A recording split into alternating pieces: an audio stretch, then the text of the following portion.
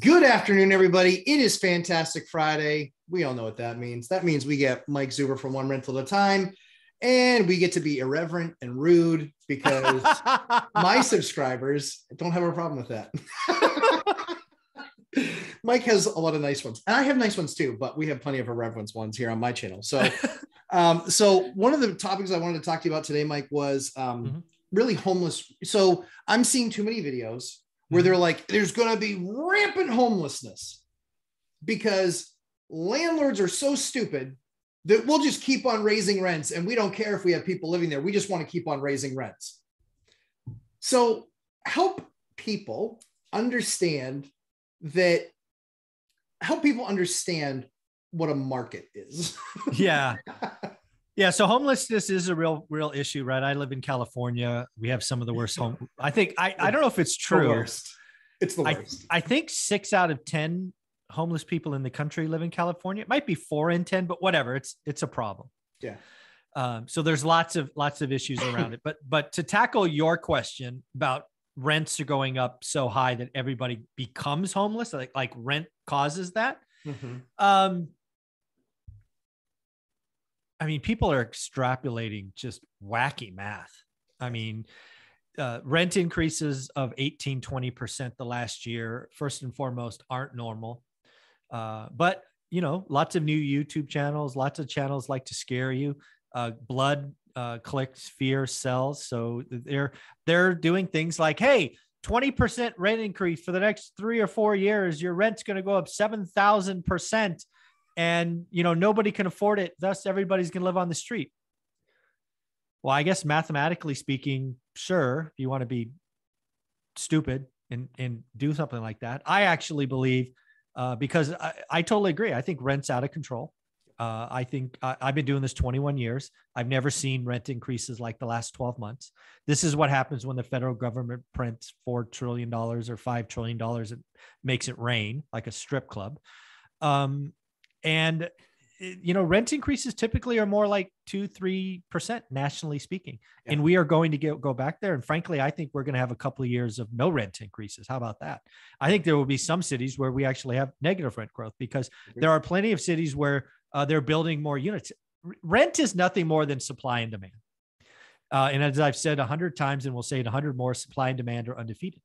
If there's a landlord out there with an apartment building and he takes his rent up 20% this year and 20% next year and 20% the year after, he'll have a vacant building and he'll be a moron and he'll lose the building to the bank. That generally speaking is a bad outcome for landlords. So it won't happen. Yes, rent increases are bad. Yes, I've seen the articles of 31% and 37%. That's not cool, not normal. But again, like New York's been picked on a lot lately. But I've done the math, right? So let's just pretend you're in New York in 2019, rent's $2,000. 2020 comes, you are able to negotiate rent in the summer because everybody left New York and now you're paying $1,500. That's right. You got a 25% discount. Now everybody's coming back and you get a 50% rent bump. You're now at $2,250. Where in reality, you're really only up 10% over 2.5 years, which is pretty normal for New York. Yeah. But yeah, there's a lot of people pointing at the very bottom and the current rent, not realizing that if you just drew a straight line from 19 to 23, it's really not that bad. But yeah, it's a supply demand business. It's a people business. Rents are not going to go up so much where entire buildings go vacant. That makes no sense. Nope, totally agree with you. And I think, you know, one of the things that I continue to hear in those kind of crisis videos and that approach is we've all seen, if you invested through the Great Recession, we've seen double-digit unemployment. Oh, absolutely. Right? Oh, yeah. My market of Fresno, California, people don't realize this, but it's had one of the highest unemployment rates in all of California for every year that I've invested there. There were times, I think, so I've been there 21 years. I would bet you 16 of the 21 years, unemployment in Fresno County has been greater than 10%. I know what it's like. Yeah. In many years, over 15%. I know what it's like to invest there. Wow. And so again, so I look at that and I just say, there's a lot of things out there, right? The government programs, those always seem to get funded, right? So Section 8, They don't get pinched for funding. They're like, we keep these, and then this is how many more new vouchers we're going to do based on qualifications. So I just look at it. And I also look at the fact that right now unemployment is 3.9%. 3.8, but 3.8. So even better, right? Yeah. Yeah. And even if we go back to those crazy double digit, right? 10%, 12%, you still have 88% of people employed. Yeah. And again, generally speaking, people don't like living on the street or living in their cars. There are exceptions. Sure. What people don't realize is people move in with family, people double, they triple up. It certainly is a sacrifice. Don't get me wrong. Standard of living goes down when you have roommates. I get it. Some people do it by choice, like, a cheat code to wealth. Sometimes you have to do it. Mm-hmm. I get it. But let's be clear.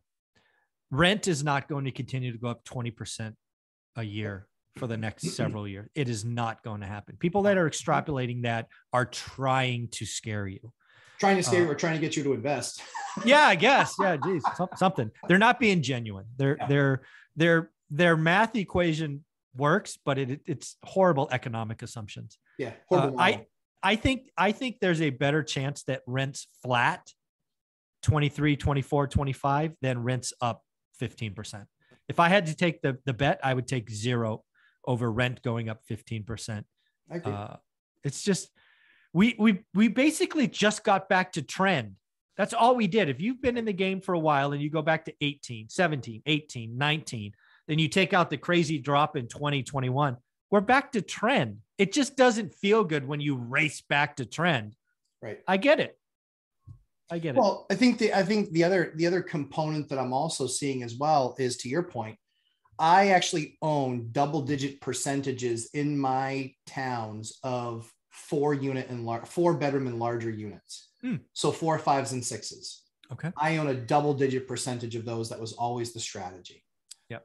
The key is that the number of people that I've had, hey, my boyfriend, girlfriend, kid, boyfriend, girlfriend, kid, and they're like, we're trying to rent out a place. It's $1,600 a month for both of us, but then we both have all of our own utility bills, everything else. We're at $2,000 a month. I literally just had one that was like, nope, we're going to kind of take the second floor. They're going to kind of take the first floor in the unit. And instead of it being 2,000 all in, $4,000, they're going to be about 3,000 all in. So they're saving themselves $500, and they're like, this actually still gives us the ability to save. So I just look at that and I think you're dead on. I think that there's going to be, what happened during the Depression, right? Same exact thing. Yeah. Same exact thing. Mom, dad in one room, the husband, the kid, husband and wife. Yeah, exactly. Mom, dad, grandparents, then the kids in another room. That's what happened. So I'm not calling for a Great Depression. I'm not saying it's going to be a Great Depression, but I am saying that there are many steps before $2,000 2-bedroom apartment to homeless. There are many steps there, and they're not all bad steps. No, supply and demand is undefeated, folks. We still have a roaring economy, 3.8% unemployment, 1.8 jobs for every unemployed person, wage inflation of north of 5%. It's not all rosy. Don't get me wrong.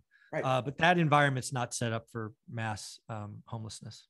Yeah, exactly. 100%. So Mike, tell us where we can find you, my friend. Go to One Rental at a Time in your YouTube search bar. You should see all kinds of stuff. I'm Not Shy, books, website, YouTube, Instagram, and I will go live Saturday morning at 8 a.m.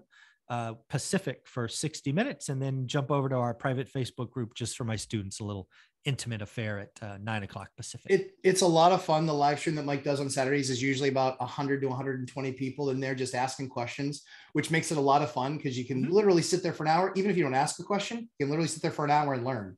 Yeah, I always come because I've been doing this a long time, right? I used to come with first 20 minutes of just filler. Now, usually I don't even get to my filler topics because we just jump in and go questions, which I love. Don't get me wrong. Keep the questions coming, but I am prepared just in case. Yeah, when I tried to kick off with 15, 20 minutes, even on the 3 hour, I got so far behind on questions. And I was just like, all right, rapid session time. That's what we're going to do. Exactly. So as I always say, we try and create great content for you. Please subscribe. Please share the video. If you have somebody that's basically fear banging you with videos, one after the other. Take this video from people that actually know what they're talking about, actually own property, actually look at these numbers and see how it's affected housing specifically in their portfolio over a 20-year period. Take it and forward it. I guarantee it's something that they're going to appreciate. And if they want to stay fear mongering, quite frankly, just put them on your block list. Mm-hmm. So yeah, it's the only thing worth doing. So 11:30 a.m. Eastern time is my live stream, and Lumberjack Landlord on YouTube. Wait until you see what I have to post this afternoon. We got further into that 160-year-old home, and there were just more presents for us waiting. Oh, so, yeah, fun. Good time. So thanks so much, Mike. We'll see you in segment 2.